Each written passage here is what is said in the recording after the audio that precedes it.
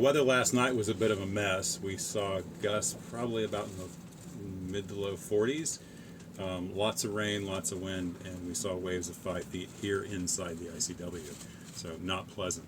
I'm getting a bit of a late start, but my plan is to sail down to West Palm Beach, and then there I can stage and have a better shot for crossing over the Caribbean, because the weather this February has just been mess after mess coming out of the north, which is many of you may know, is not the time to cross.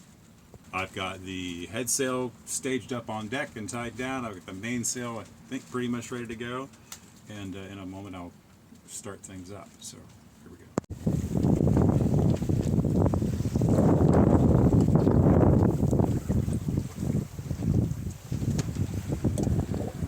As you can see, I'm having a little trouble getting the head sail completely taut, but the sailing is easy enough. I just had a moment where I got up to adjust the head sail a little bit to try and optimize some speed here, because I'd like to be in by darkish, but not totally up to me. But I had a moment where I went, wow, I just looked at the cobalt blue of the water and went, that's amazing. It's kind of indescribable. I know that this phone will not do it justice.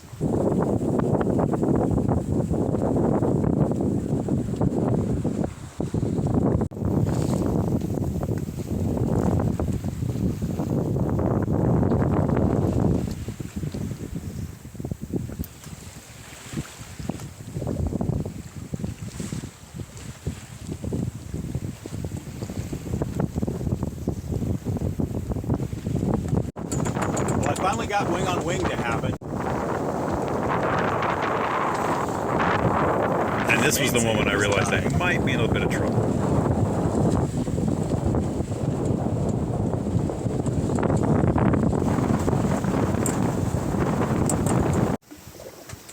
So here we are, the sun is setting, and my mainsail is blown out. It is completely shredded. The head sail is still working, and I'm doing about 3.7 knots. I hope I can steer well enough to make it into the inlet. I'm leaving the battery in reserve so that I could motor in and have some control, because if this wind continues to get worse, I may find myself in quite a pickle coming in the inlet, because I know the current there is pretty stout. Okie dokie. Another probably hour and a half or 2 hours, and I'll see what happens. Adventure.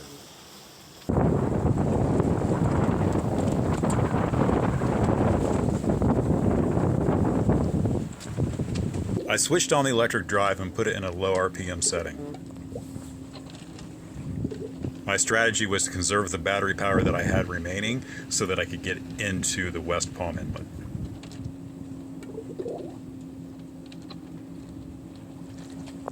With some difficulties and a bit of help, I made it in later that night. The sunrise was glorious, and with it, in came a cruise ship.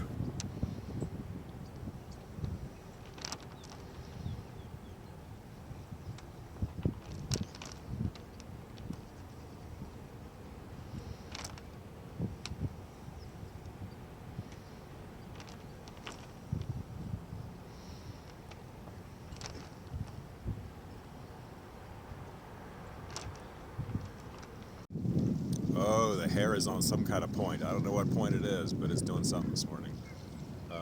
We got into Peanut Island last night about 10 with some troubles, but behind me is a Jimmy Buffett parrot head boat, a cruise boat painted with Jimmy Buffett stuff on it. Apparently there's a customer for every niche, or a niche for every customer. So after spending most of the morning taking a look at what I have for sail material and leftovers from both bits of sail that I had, I'm really kind of SOL. The new material that I have is not enough to make the sail big enough, and it's going to take me a couple of days to sort that out at minimum, just to sit down and fabricate it. Two, the sewing machine is a bit dodgy and needs some service.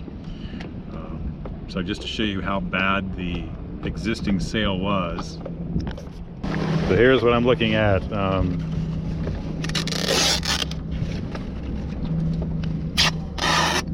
If it rips that easily, it's done. There's no bringing that back. Any repair in it would just continue to rip. Which means we'll have to get it off the boat in some acceptable fashion. I don't know. Although, check this out. The water is so clear, you can see the bottom. That is a sandy bottom with little growths of like seagrass in it that you're looking at. The color's amazing. The water is so clear I can see the shadow of the boat on the bottom. And I can see the anchor chain.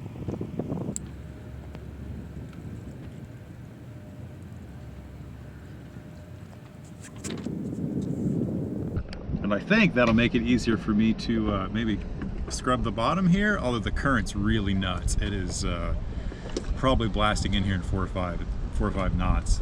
So yeah, last night was difficult to get in because of that 4 or 5 knot current coming out at me, and I was down to one sail on the electric drive, and that was it. If it weren't for my friend Norm, who came and brought his dinghy up and tied to me and helped me push in, I'd probably have to wait till the tide switched earlier this morning, but that wasn't the case.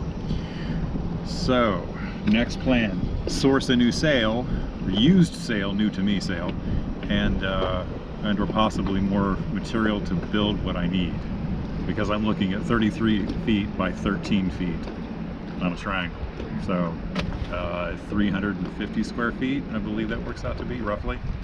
I took advantage of my proximity to Peanut Island to go for a hike.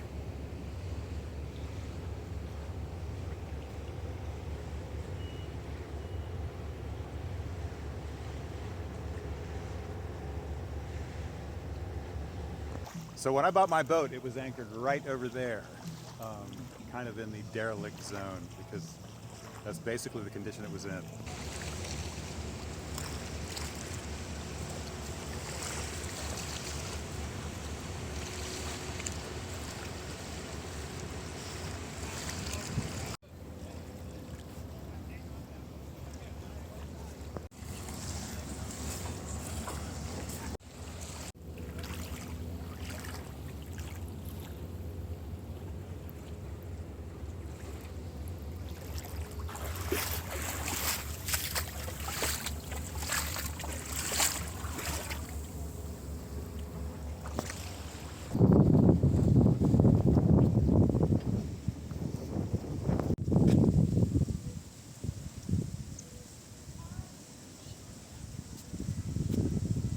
What a deal with the fact that my mainsail blew out on the way down to West Palm. I'm going to Fort Lauderdale today to secondhand sails to pick up a replacement. So hopefully it'll be good enough. It's affordable, but yeah, it's, you know, yeah, we'll find out. And as I'm standing out here, here's a really big ship ready to go through the Flagler Memorial Bridge. There's a towboat kind of running pilot duty for them. I will say I'm horribly impressed by this public dock. There's rides you can take over here for the day or whatever. There's plenty of places to put your dinghy for the day.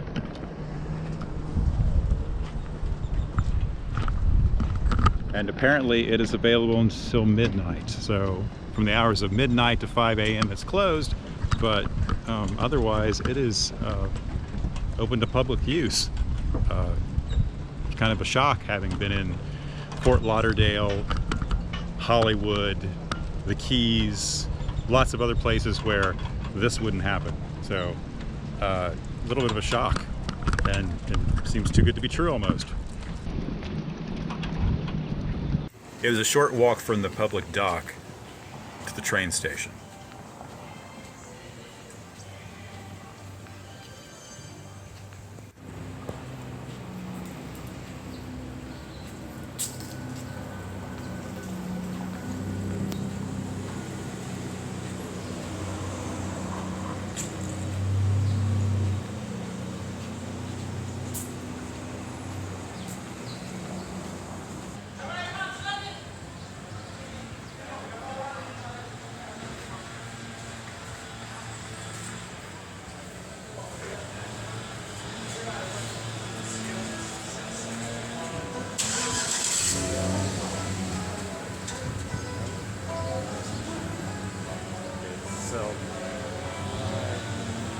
I was shocked, however, by the increased prices that Brightline was now charging.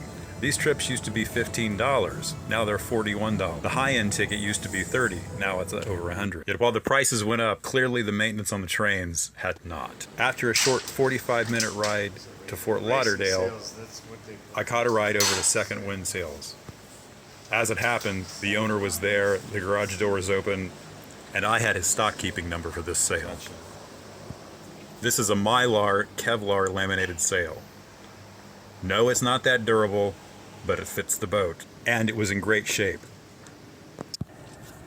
I will say this about West Palm Beach: the boat porn is worth the price of admittance.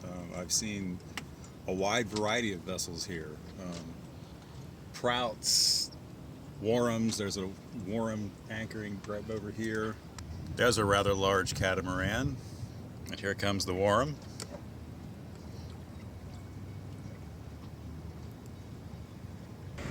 Earlier I saw a barge of piles of sand coming from Peanut Island going to somewhere south. It's Saturday, so it's pretty busy.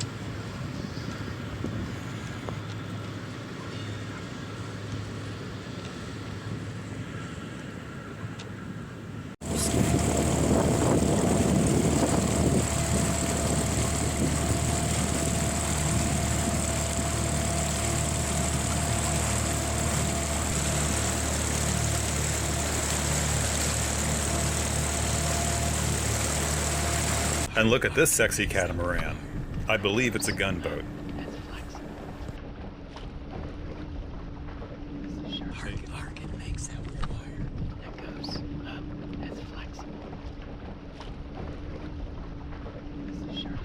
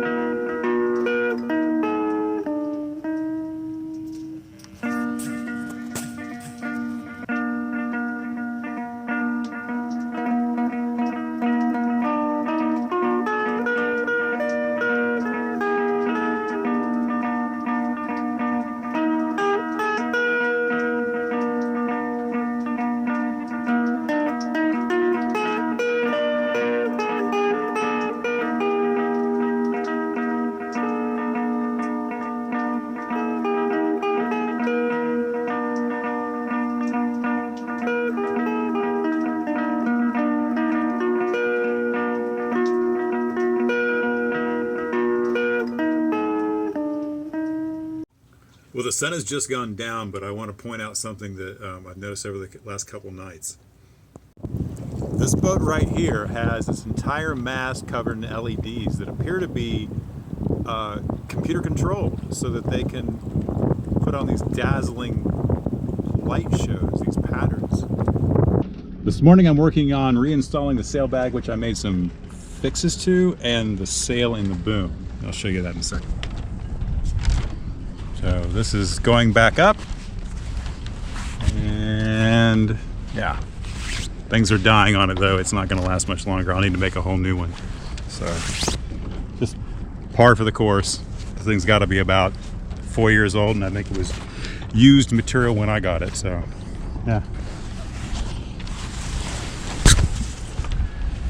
Let's see.